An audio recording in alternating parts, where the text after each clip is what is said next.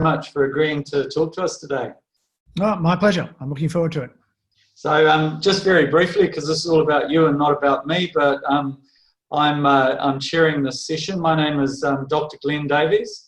I'm coming to you from my practice in Taupo in New Zealand. I'm pleased that you're happy to talk to a New Zealander, because there of course is a little bit of sporting rivalry. So just to introduce you, I'm sure everyone's had the opportunity to read your bio, and in fact it's probably a little bit long to read, and I would just summarize it like this. Peter has been the sports medicine doctor for virtually every Australian sporting team apart from badminton. Is that a fair enough summary? Not far from the truth. And then, but your recent passion is for nutrition and for low carbohydrate, healthy fat nutrition. You've written a book about that recently, and I'm sure you'll talk about it, but I understand that's come from some personal realizations in that area. Yep, that's right. So I'm just going to quickly read the topic and then I'll let you get on with it. So you say, we are getting fatter and we are getting sicker. And what are we going to do about it? So 2/3 of Australians are overweight or obese. Nearly 2 million suffer from type 2 diabetes. Where did we go wrong? How are we going to fix things? Have we been giving the wrong advice for the last 40 years? I will discuss the association of comorbidities with the COVID-19 pandemic and ask why we are prepared to shut down the whole of society to combat a pandemic and not the diabetes pandemic, which does far more damage.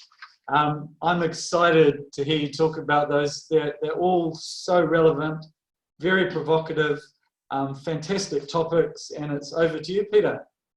Right, thanks very much, Glenn. It's a pleasure to be here. And as Glenn mentioned, my background is in sports medicine, and I've worked with a lot of different teams over the years. And my most recent gig was with the hang on a minute, I'm just having trouble moving these slides on. I was with the Aussie cricket team, and enjoyed numerous victories over you New Zealanders. But the one thing you learn about when you're working with a sporting team is when they win something big, and we won the World Cup cricket here. I can't remember who we beat in the final, but maybe it was New Zealand. But the one thing you learn is that you've got to jump in the middle of the photo and make sure you're front and centre when the official photo is taken. So I did learn one thing in my time with sport. As Glenn mentioned, my interests sort of have changed really from focusing on sports medicine for many years into nutrition, and that was primarily because of a personal epiphany, if you like, a few years ago, about 8 years ago now, where I was not particularly healthy, and decided to do something about it, and tried a low carb diet, and pretty much resolved all my health issues within 3 months. Lost 13 kilograms of weight, resolved my long-standing fatty liver disease and pre-diabetes and hypertriglyceridemia, etc., and really transformed my health. And so since then, I've become a passionate advocate of diet in the management of disease. But let's talk about the present, and really we can't escape. So my disclosures, first of all, I'm the founder of a not-for-profit organisation called Sugar by Half, and I have a book as well. So this is the deadly COVID coronavirus that is upsetting the whole world at the moment, and I think it's worth just putting that in perspective, really. The COVID-19, it's associated with a few million cases, and obviously a significant number of deaths. But I want to compare that to type 2 diabetes, and where there are 480 million cases in the world and 1.6 million deaths annually directly from the type 2 diabetes, and God knows how many more from the complications of type 2 diabetes. So I think that's important to put that in perspective, that, we're in the middle of a pandemic and we've basically shut down the whole world. And yet, is that the most serious epidemic we have at the moment? And I want to talk about some of the other epidemics that are in the world at the moment, such as, the first one is obesity. We're the fattest generation in history. We always like, it's an Olympic year this year. It was going to be an Olympic year this year. We always like to see the medal tally, don't we? And Australia always likes to be in the top 6, and we usually are. But, here's the medal tally for obesity. And, yep, we're right up there at number 5, and you Kiwis are at number 3. So don't get too smug. But, we're in the top 6 of obese nations in the world. 7 out of 10 Australian men are overweight or obese. Half of our females and more than a quarter of our children are overweight or obese. TVs are slimmer, but people are bigger. And children, that's pretty scary that more than a quarter of our children are overweight or obese. And as we know, overweight, obese children tend to become overweight, obese adults. Looking again at a tally of obese teenagers, we're right up there, New Zealand and Australia, in the top 4 in the world. Now I ask you, how can countries like New Zealand and Australia, who are wealthy countries, well-educated, good climate, lots of fresh food, all those, how can we be among the fattest countries in the world? It's remarkable, isn't it? And why are we worried about obesity? Because we know that there's a direct link between obesity and mortality. Once you get into that BMI over 30, you can see on the graph there, it starts to rise the mortality rate starts to rise fairly rapidly. So there's a direct association between obesity and mortality. All right, I don't want to focus too much on obesity. Let's talk about type 2 diabetes. 280 Australians develop diabetes every day. That's 1 every 5 minutes. So in the 10 minutes we've been going already, 2 more Australians have been diagnosed with diabetes. Nearly 2 million Australians have diabetes. 1.2 million probably diagnosed, and it's estimated that there's probably 500,000 or so that are undiagnosed type 2 diabetics. 100,000 plus develop diabetes each year, and the cost impact of diabetes in Australia estimated at $14.6 billion a year. Now, I don't quite know how they do those cost estimations, but it's a mess. Whatever it is, it's a massive cost to our community.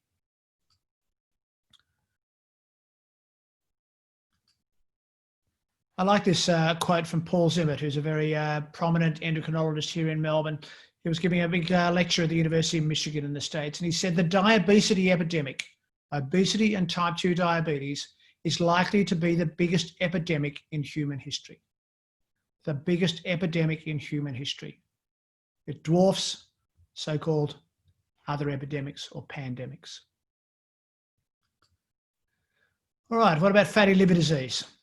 Well, I felt better about my fatty liver disease when I found out that 1 in 3 Australians have fatty liver disease.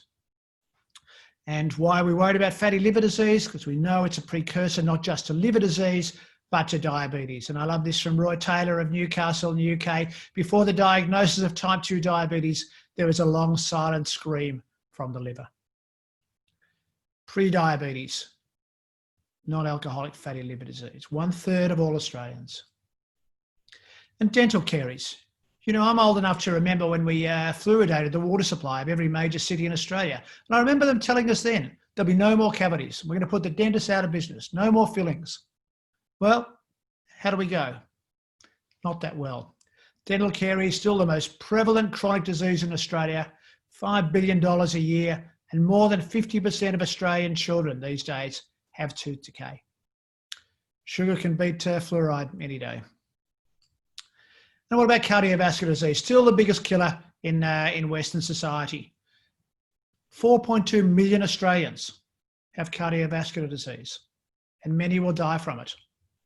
Remembering how many Australians have been infected with COVID? Not 4.2 million, that's for sure. And then there's chronic diseases that the like of which weren't around in my days as a medical student. Gluten insensitivity and Alzheimer's and so on. All these diseases have really sort of reared their ugly heads over the last generation or so, and weren't around previously. So what's changed? What's happened in the last 40 or 50 years has changed. People say, oh, we don't do as much exercise. Well, we actually do about the same amount of exercise as we used to. One interesting thing is the metabolic health. I mean, we're worried about the state of the nation. Well, this is an American survey that looked at the state of metabolic health in American adults, and they found that only 12% of American adults were metabolically healthy. So 88% were metabolically unhealthy. So it's no wonder that they have responded so poorly to the pandemic. So where do we go wrong? As I said, are we not doing as much exercise? Well, we actually are doing about the same amount of exercise we did a generation ago. In those days, it was more work-related. Now it's more leisure-related. So where do we go wrong? Well, let's have a look at this graph here. And this is a graph of obesity levels over time. And you can see in these are American figures, but the Australian figures will be very similar. So you can see in the 1970s, it's pretty much a straight flat line. And then around about 1980, things start to increase. And they've steadily increased ever since. So what happened around 1980? The Moscow Olympics, can't really blame them. The Afghan War, Ronald Reagan got elected. Can't really blame any of those things. What happened in 1980 was we were told to stop eating fat. And we did. We were told fat was bad for you, fat caused heart disease, we've got to stop eating fat. So we stopped eating fat, the food industry took the fat out of food, but there was a problem when they took the fat out of food because they realised that when you took the fat out of food, you took most of the flavour out. So they had to replace it with something. And what did they replace it with? Sugar. So in fact, we had the low-fat, high-sugar guidelines. And as you can see, they've been a fabulous success. Imagine if you were running a business where every year for the last 40 years, your bottom line got worse. Wouldn't you at some stage in that 40 years maybe ask the question, well, maybe we're doing something wrong?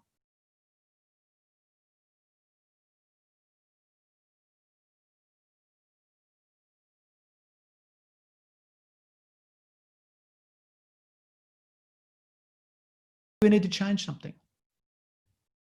But no, we continue on with the same guidelines we've had for 40 years, and we're getting fatter and sicker. That's the obesity graph. The diabetes graph is very similar. It just starts a few years later. It takes a while to develop diabetes.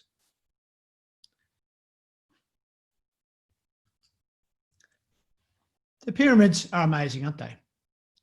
Some of you may have been to Egypt. Incredible. How on earth did they build those pyramids? No cranes, no forklifts. Unbelievable. Unfortunately, the modern day pyramid, not such a great idea. And as you know, this is the food pyramid that came out of those guidelines in the 80s. And I want you to look at the bottom group in particular.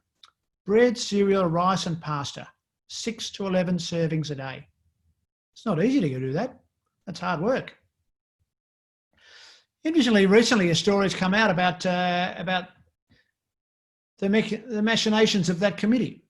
So the Nutrition Committee that was empowered by the US Senate to draw up those guidelines sent their recommendations to the US Department of Agriculture and said 2 to 4 servings of that group. By the time it came back from the US Department of Agriculture, it said 6 to 11 servings. I wonder who benefited from that. All based on nonsense. So how do we get it so wrong? Well, I haven't got time to give the full story, but very briefly, back in the sort of 60s and 70s, there were 2 schools of thought. On one side of the Atlantic, in the UK, we had John Yudkin, who believed that sugar was the problem, wrote this book, Pure, White and Deadly, which is still available and still very relevant. And he was convinced that sugar was the problem. On the other side of the Atlantic, we had Ansel Keys, the best known sort of physiologist, nutritionist around in those days. You don't get on the front cover of Time unless you're pretty well known. And he convinced everyone that fat was the issue, that fat was the reason we were getting more and more heart problems. And so, as in most cases, the Americans won out. And Johnny Yudkin was demonised and ostracised, really, and died a broken man. Whereas Ansel Keys, as you can see, made the front cover of Time. So what was Keys based his notion that fat was the problem? Well, I want you to have a look at the graph on the right. And this is the famous 6-country study. So Keys published this study that looked at the deaths from heart disease on the y-axis and the percentage of dietary calories from fat on the x-axis. And he showed pretty much a straight line that showed the more fat you had in your diet, the likely you were to die of a heart disease. Beautiful straight line. And that was the basis on which Western society adopted these low-fat guidelines and have done so for the last 40 years. Now, sometime later, it became apparent that Keys study wasn't a 6-country study at all. It was, in fact, a 22-country study. And you can see on the graph on the left, the 22 countries show no straight line at all. In fact, it's totally random. So the diet that's been followed in the last 40 years by Western countries is based on a fraud. And they knew it at the time. This is Philip Handler from the National Academy of Sciences back in 1980 when they were bringing in these guidelines. What right has the federal government to propose that the American people conduct a vast national experiment on the strength of so very little evidence that will do them any good? And when they confronted the head of the US Senate committee, Senator McGovern, his response was, we can't wait for the evidence. We've got to go ahead anyway. So the whole diet heart hypothesis started up. And this is George Mann in 1985 and the Associate Director of the Framingham Heart Study, the biggest epidemiological study in history. A generation of citizens have grown up since the diet heart hypothesis was launched as official dogma. They have been misled by the greatest scientific deception in our times, the notion that consumption of animal fat causes heart disease. So far we've had the greatest epidemic of all time and the greatest scientific deception of all time. Strange coincidence. Well, what about these modern epidemics? Is there a common denominator to these epidemics?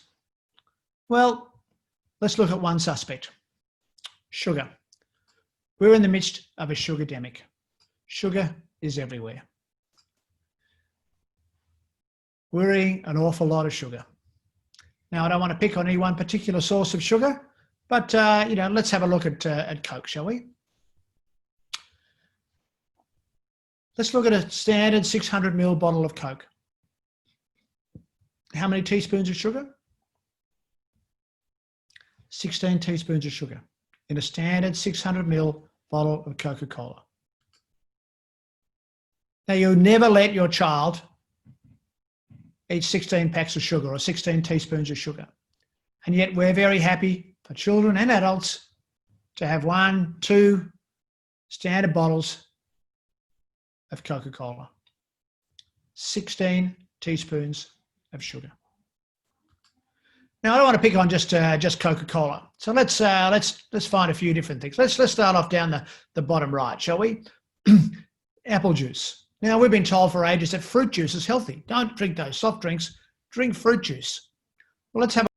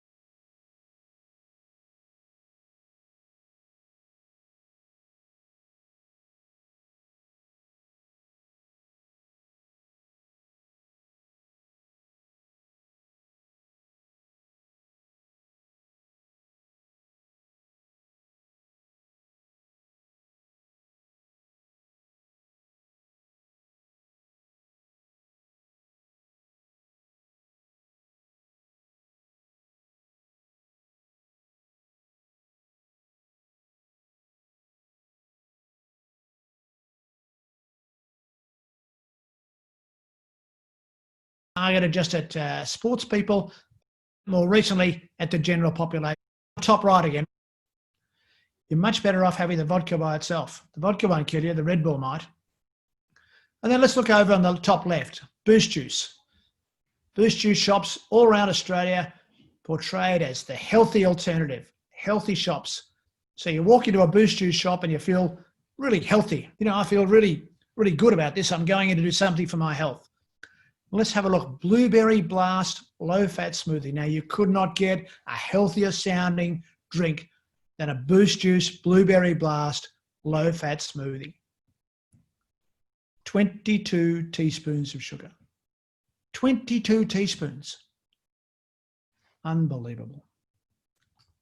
And it's not just drinks. What about these things? Brilliant, aren't they? Brilliantly marketed, colourful. Kids love them. Mummy, mummy, mummy, I want that, I want that. Brilliant. Cereal flavoured sugars, I call them, because that's all they are. They're basically just full of sugar and a few grains. And yet they're promoted as healthy. You've got to have your breakfast cereal in the morning. But if we haven't got time for breakfast cereal, it's okay. We can have an up and go, because that must be healthy. It's got a health star rating of 4.5. Wow, really healthy stuff. Let's have a look what's in it. Okay. Tiny little carton, 4 teaspoons of sugar, vegetable oils, flavors, gums, starch, corn syrup, fructose, you name it. Not particularly healthy. And how on earth does that get a health star rating of 4.5? What a joke. You'd be amazed at how many foods contain added sugars. Somewhere between 70 and 80% of all processed foods have added sugars. The food industry has got us thinking that sugar is normal. We have adjusted our taste buds to think that sweet is normal. And they just crank up the level of sugar to get that bliss spot. Now, of course, they don't always call it sugar on the label. There's lots of different names for sugar. Often there'll be a number of these different types of sugar in the one product. So of course, they're not going to tell you how much sugar is in these products. All right, let's have a little bit of audience participation, shall we? How many teaspoons of sugar in this 930 ml bottle of Master Foods barbecue sauce? So you all know it, big brown bottle, every Australian and probably Kiwi splashes a whole lot of barbecue sauce on their steak and sausages on the barbie. So big bottle, 930 ml. There was, I found one in the fridge a few months ago. The kids had a barbecue the night before and someone had left the bottle of barbecue sauce in the fridge. So I turned it around and calculated how many teaspoons of sugar in this 930 ml bottle of Master Foods barbecue sauce. What do you reckon? 20, 30, 40, 50? Surely not. 125 teaspoons of sugar in a bottle of Master Foods barbecue sauce. 497 grams, a whole half a kilogram pack of white sugar is in that bottle of barbecue sauce. As my kids said when I told them that, they said, "Oh, no wonder it tastes good, Dad." So, bit of work to do on the family. Okay, an extreme example, but not that extreme. As I said, most processed foods have added sugar. So how much sugar are we consuming in this country? Well, the official tally is 14 teaspoons of added sugar a day. That was back in 2011-12, the last figures that we have. It's probably more than that. I don't think people are totally honest about how much sugar they have. The Americans are about 20 teaspoons a day. We're probably 16, 18 teaspoons of sugar a day. Teenagers, significantly more because of that soft drink consumption. What should we be eating? Well, the World Health Organization says ideally down to 5% of total energy intake, so less than 6 teaspoons a day. So we're way, way over that. So is it just sugar? What about carbohydrates? So what are carbohydrates? As you know, there's 2 types of carbohydrates. There's sugars and starches. The sugars are divided into monosaccharides and disaccharides. Sucrose is, of course, table sugar, consists of a mixture of fructose and glucose. And we know that they're damaging. But what about starches? Well, starches, when you think about it, are really just a series of glucose molecules joined together. That's all they are. And when they're digested, when they travel through the digestive system, they're broken down to and absorbed as glucose. So when it hits the bloodstream, it's exactly the same product as you get when you have sugar. It's just glucose. So do you think the body looks at the glucose from Coca-Cola and says, oh, that's really bad, but the glucose from a potato, oh, that's okay? No, it's all just glucose. The only difference is it takes a bit longer to break down the starch than it does the sugar. It still has the same impact on your blood sugar and as a result on your insulin levels.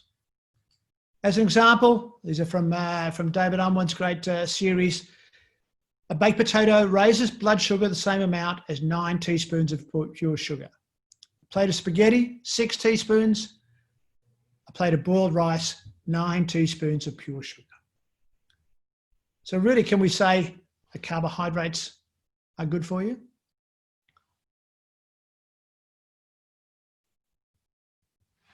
Excuse the French. So how many carbs should we be having?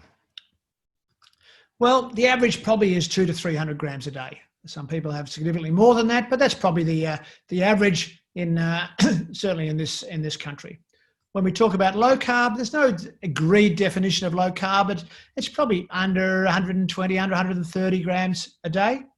And then you've got what we call ketosis, or the ketogenic diet, or keto, which gets so much publicity these days. As to why it gets so much publicity, because it's basically promoted by some very eminent medical specialists. You have Professor Kardashian is a big fan, and Professor Berry is also a big fan of the keto diet.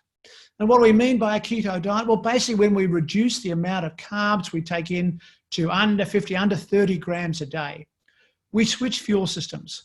We switch from the glucose fuel system to the fat fuel system. And the fats that we use for that fuel are ketone bodies, hence the term ketosis, ketogenic diet, keto diet.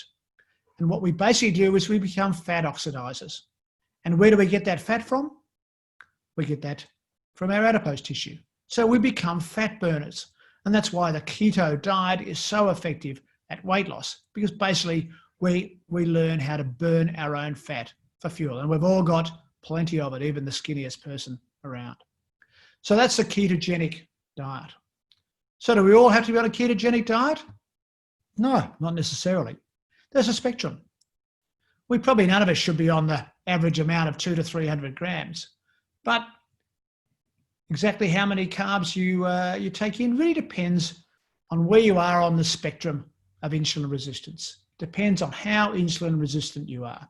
If you're severely insulin resistant, in other words, you've got type 2 diabetes, fatty liver disease, morbidly obese, yeah, you probably need to be on the ketogenic end of the spectrum, at least in the short term, till you get your health under control. But on the other hand, if you're young and fit and healthy and you metabolize carbohydrates very well, then you can be on the 120, 130 grams of carbs a day and be quite healthy.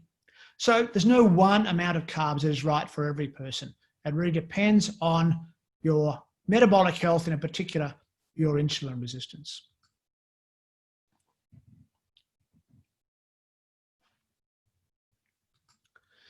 So what about these low carb or ketogenic diets? Do they work? Is there any evidence that they work?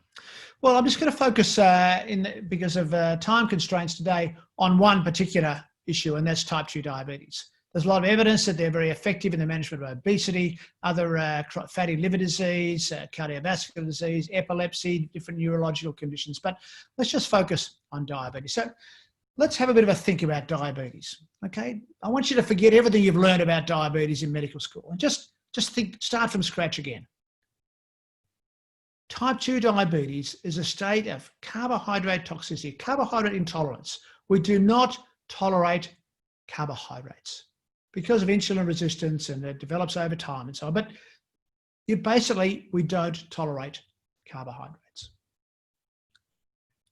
So what then is the recommended diet for type 2 diabetes?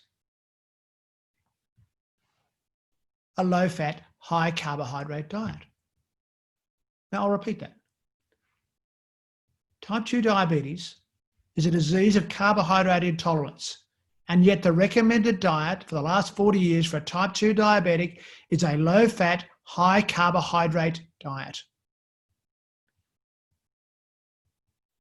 Bizarre. All because of this obsession about fat and its link to heart disease. As we heard before, all based on a fraud.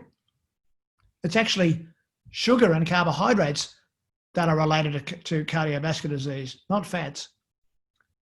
And yet we constantly push this idea of this low-fat, high-carbohydrate diet for diabetics, which will actually guarantee that people remain diabetic all their life. And as a result, we tell people it's an irreversible disease. Oh, Mrs. Jones, I've got bad news for you. Your blood test has come back. You've got type 2 diabetes. So what can I do about it, doctor? Oh, I'm sorry. We can't cure it. We can just give you some drugs that will help you a little bit. Well, contrary to popular medical opinion, type 2 diabetes is actually a reversible condition. This is Roy Taylor from Newcastle, UK, who did a very good trial showing reversal, putting type 2 diabetes into remission. And there are now a number of trials from around the world, from particularly the UK and the US, showing the effectiveness of low-carb diets in the management of type 2 diabetes. This is a study from the Verta group in the United States.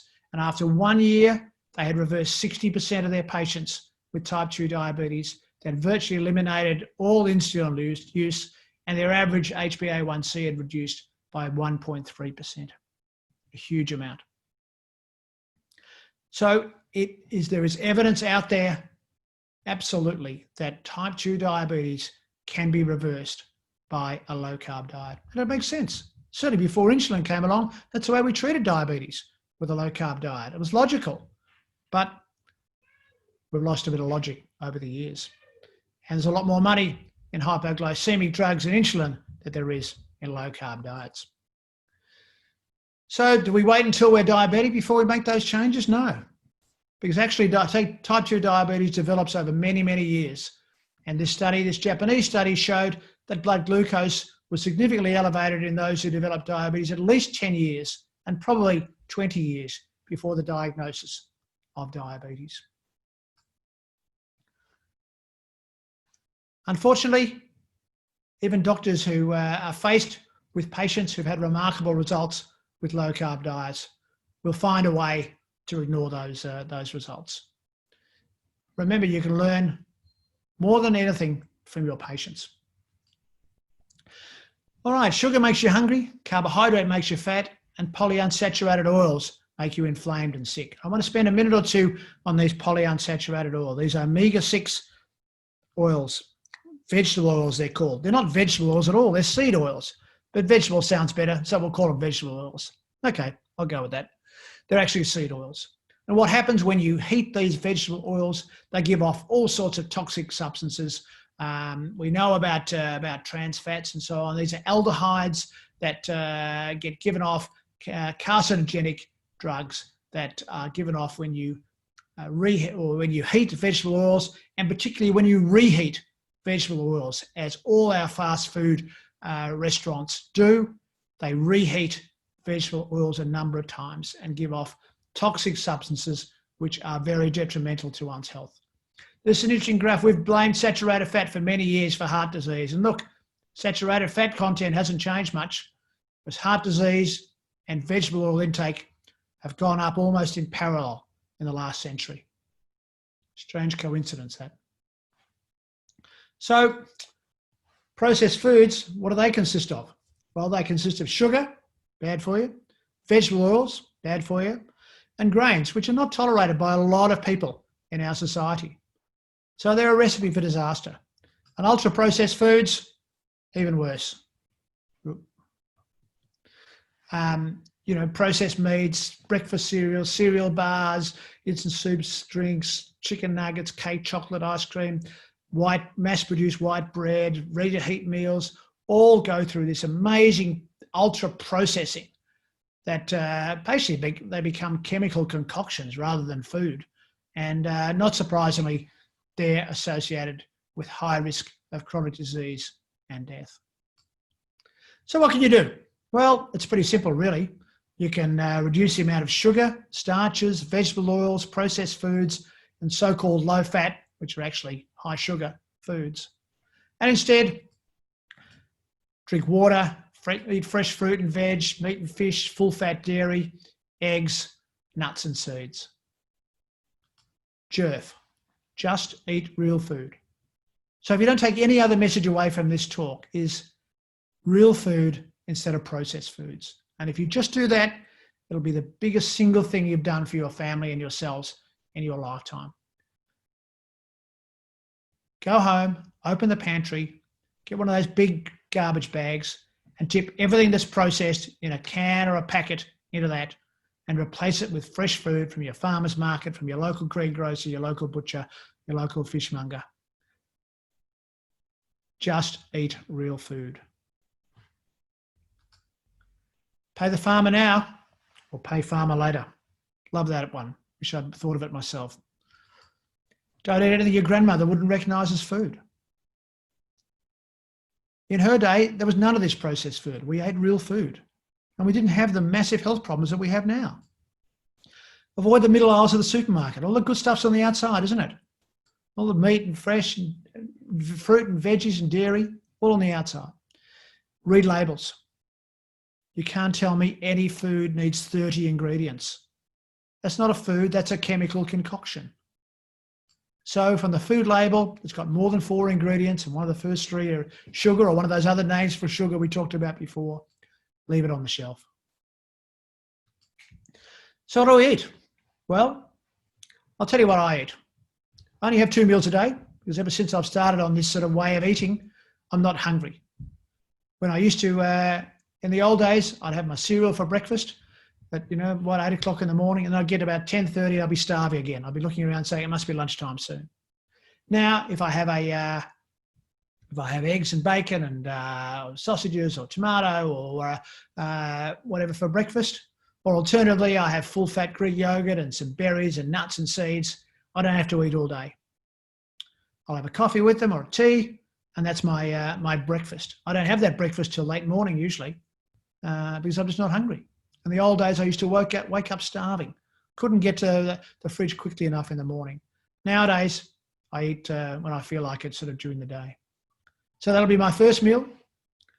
The second meal might be a salad, a meat and fish if you're meat and fish eaters with lots of green, non-starchy vegetables or various other sources of protein. So you don't need to have processed foods. I'll drink water, I'll drink tea, drink coffee, drink kombucha. You don't need sugar in your life. And it's amazing the difference it makes. So we reduced appetite, reduced weight. As I said, I lost 13 kilograms in 13 weeks when I changed my diet. I was never hungry once. I enjoyed every meal I had, and still I lost 13 kilograms. I almost felt guilty. I had to get on the scales every week, and I used to think, it's not supposed to be this easy. People say it's really hard to lose weight, and the weight just fell off me.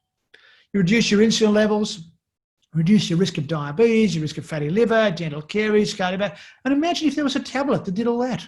What would you pay every week for a tablet that did that? 10, 20, 50, $100? And yet you can do it all just with a diet. All right, let's come back to where I started, coronavirus. And I'm not trying to downplay coronavirus at all. It's been a shocking pandemic. But interestingly, it's the people who have these chronic diseases that have suffered most. We know that obese people are at significantly greater risk of death from coronavirus. And diseases such as hypertension, diabetes, cardiovascular disease associated with high death rates when you're infected with coronavirus. Diabetes as well. So, interestingly enough, these chronic diseases that are, I believe, the major pandemics that we have in the world actually are contributing to the morbidity and mortality of the current pandemic. And I'm not saying let's ignore the current pandemic, but why don't we get a balance? Why isn't the whole of Western society is shut down to tackle the problem of diabetes or cardiovascular disease or fatty liver disease? Why are we so obsessed with a disease that's caused 250,000 deaths when there are many, many more times the deaths and morbidity from something like type 2 diabetes? So what I'm hoping is that one result of this COVID-19 pandemic might be increased awareness of the problems of poor metabolic health and chronic disease. And maybe once we've got over this pandemic, it might be time to tackle some of the other pandemics. Thank you very much. I really appreciate your time, appreciate the opportunity to chat with you. I could talk for hours about all this, but if you want to get some more information, I do have a book out there called A Fat Lot of Good. I don't make any money from that book. All the proceeds go to our charity, Sugar by Half, which is a not-for-profit charity set up a few years ago with the aim of trying to reduce the amount of sugar by a half. So thank you for your time and appreciate the opportunity. Thank you. Hey, Peter, thank you so much. I, like you, live in the low-carb, healthy fat world, and so I've listened to many talks on low-carb, healthy fat, and can I just congratulate you, that covered the whole topic. You covered it in detail, but that's a big ask, and you've done it so very well. So congratulations, and thank you very much for doing that. Oh, thank you. Appreciate it. Now, I've got some questions if you've got time. Good. Yeah, let's go. All right. So the first question is, if you were elected Prime Minister for just one day, is there one change, one single thing that you would do in that day as Prime Minister of Australia? Well, I'm far too intelligent to be elected the Prime Minister of Australia. But if that were the case, I would institute a massive awareness campaign about this issue to get people to understand the problems of the relationship between diet and disease. And I would change the tax system. So I would tax processed foods and all foods containing sugar, not just soft drinks, but all foods containing sugar. And I would give support to fresh food, whether that be fruit, vegetables, meat, fish, dairy. I would be giving as much support to our farmers and our retailers as possible. So we've got to switch that around. I mean, we can talk all we like, but there's also the financial impact as well. We need to make it easier, because let's face it, at the moment, the cheapest way to eat is to eat Maccas every day. And, we need to address that whole issue of cost of good, healthy food. So the other thing I would do, wearing my medical hat, is that I would get the Medicare benefit schedule, and I would double the rebate for every consultation and halve the rebate for every procedure. And you'll solve most of the medical problems in the country if you do that. But that's another side issue.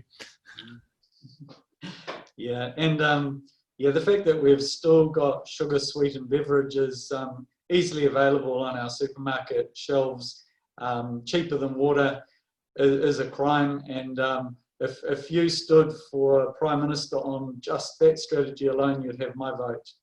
Well, that's probably not been quite going to be enough to get me across the line, but I appreciate it. All right.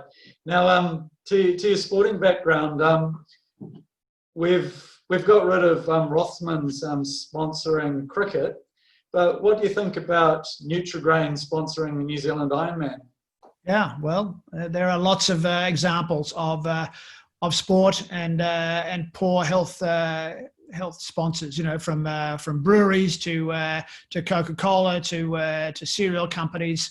And one of the things that we're trying to do is trying to put together a coalition of healthy sports who are prepared to avoid, as they have with tobacco sponsorship, avoid sponsorship from unhealthy food and drink businesses. But in the current climate, where sports are struggling financially, that's quite a challenge. But so I always used to. The cricket team at times was sponsored by various people, and I used to try and avoid wearing the cap with the VB logo on it and things like that. But it's a difficult problem. I sympathise with the sports. It's tough to get sponsorship out there. But these food companies and drink companies, they're not stupid. They know that's the way to get get their message across. So we've got to be smarter.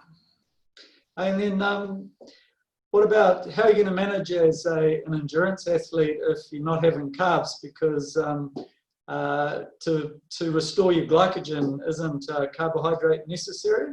Yeah, well, that's what we used to, and I was as guilty as anyone for preaching that for many years, and God forgive me, mea culpa. I was embarrassed that I gave that advice to many athletes for many years. But in fact, now it's been shown very clearly that ultra endurance athletes can function perfectly well, if not better, by becoming fat burners rather than carbohydrate burners. The only athletes who need carbohydrates are probably high intensity athletes. Because in some cases, fat burning doesn't give you the amount of energy that you might need. So you may need to top up with carbohydrates. But the majority of athletes, and particularly ultra endurance athletes, do very well with fat. And the advantage is you don't have to keep topping it up. I mean, if, instead of an Ironman where you're constantly having to drink and eat gels and bananas and so on, you can do that on zero food. You can do a 10-hour Ironman without having to eat anything at all if you're a fat burner and if you're accustomed to fat burning. Now, it's not the sort of thing to start the week before you're going to do an Ironman. It takes you a few months to adapt, but your body adapts to becoming a fat burner. You don't have to keep supplying it with fuel. You don't have the long-term problem of, we have a whole generation of endurance athletes who've had massive amounts of sugar, massive amounts of glucose. And I worry about their degree of insulin resistance and their long-term chronic diseases. We're going to have a real issue there. So there's that aspect. You recover better if you're not having a whole lot of sugar. We know sugar is inflammatory. And one of the problems with athletics, with sport, is the degree of inflammation following activity. So there's a whole bunch of reasons why a low-carb, healthy fat diet is much more efficient for an athlete than the traditional high-sugar diet. Very true. Now, you talked about the Verta Health study showing that at 1 year, 60% of type 2 diabetics had reversed their condition. Why is that not first-line treatment for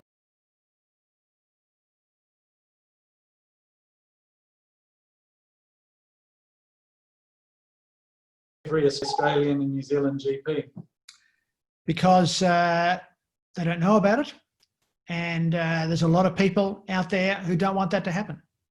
And there's the influence of the pharmaceutical industry in our profession is unfortunately enormous, and they obviously make a lot of money out of oral hypoglycemic drugs and insulin. I understand insulin is one of the most profitable drugs in the world, and until their influence is diminished, until there are enough of us, people like you and me and others, getting up in front of doctors and pointing this out and explaining things, it's going to be a tough battle. But we'll win the battle eventually, because the people will vote with their feet. Once word gets around, and it is already, there are people going to their doctors demanding to be put on a low-carb diet. And that's happening more and more. And word spreads pretty quickly. If something works, word gets out there. The diabetes community is starting to be aware that there is an alternative to drugs. And that's really exciting, I think. And when people have reversed their diabetes or lost a lot of weight easily with a low-carb, healthy fat diet, they're not shy about telling other people about it, are they? They tend to be very evangelical about preaching it. Yeah, they do. And that sometimes can be detrimental to the cause, I guess, because that people get very passionate about it. And so, and look, I'm one of those, I mean, I discover, it's interesting, when you discover something like this, you've got two choices really, I mean, I had this, moment, I guess, where I suddenly realized that, we've been doing things wrong all this time. So you can either just keep it to yourself and say, hey, I'm pretty good. I've lost 13 kilograms of weight and I've reversed all my problems and I'm a whole lot healthier. Or, you sort of feel, particularly as a doctor, I guess, you feel sort of duty bound to try and tell people and spread the word. And that's what I've basically devoted the second sort of part of my professional life to doing. And sometimes I feel I'm bashing your head against a brick wall, but every few days you get a nice note from saying someone, I followed your diet and it's changed my life. And you think, yeah, well, maybe it's worthwhile after all. Have you had much personal pushback in No, not really. No, I know a lot of my colleagues have. But I'm a bit disappointed I haven't really. But no, not a lot. The response I get and I give a lot of talks to GPs and to anyone who'll listen, basically, and the response is always very positive.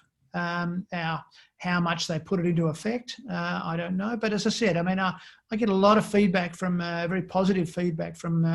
I'm quite interested in the relationship between diet and mental health, for instance. And I was in the queue at the coffee queue at university the other day, and a girl came up to me and said, "Oh, Dr. Brukner," and I said, "Yes." And she said, "Oh, I enjoyed your lecture the other day." I said, "Oh, that's good." And she said, "Oh, but that's not what I want to talk to you about." And I thought, "Oh God, what have I done here?" And she said, "Oh, my husband and I are massive cricket fans, and because of you in 2014, we changed our diet to a low carb diet." I said, "Oh, that's great." She said, "Yeah, my husband's been bipolar all his life, and he's now off all his medication. It's completely changed our lives, and I want to say thank you." And I thought, whoa, Jesus, that blew me away.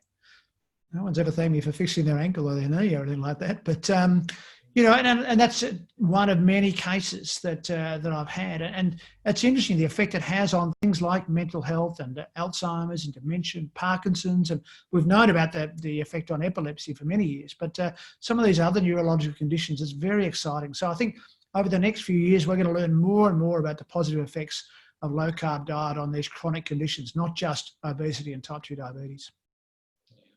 So I'm also an absolute convert, and in my general practice, I've now got 78 patients with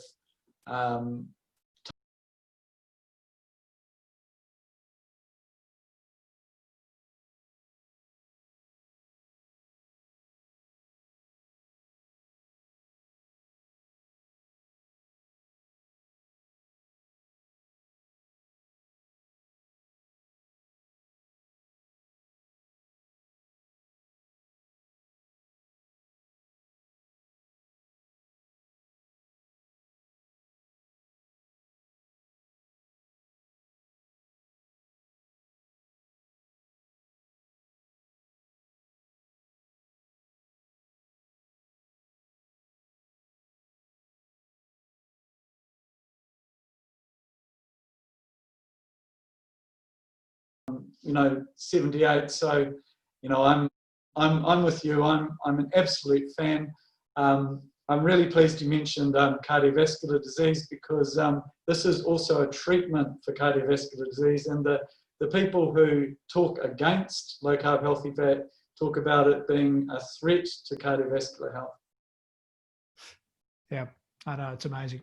Amazing. But, some people will just not give up. And it's very difficult, when you've been told something all your life and been telling people something all your life that, fat is the problem, and that, and all of a sudden, that you're confronted with this evidence that it's not the case. I mean, it's a difficult, difficult one to admit that you were wrong. I was happy, not happy, but I was forced to admit I've been wrong all that time. And I was determined to rectify that as quickly as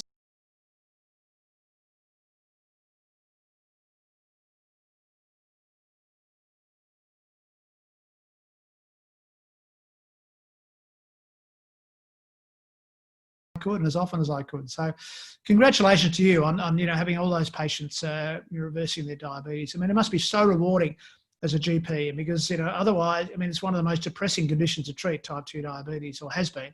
And now to have that success, congratulations. That's remarkable. Well done. Thank you very much. So So again, thank you for such a broad but detailed talk. I hope that no one ever buys barbecue sauce again. That statistic is just frightening. You know, and I'm so concerned about the fact that we still have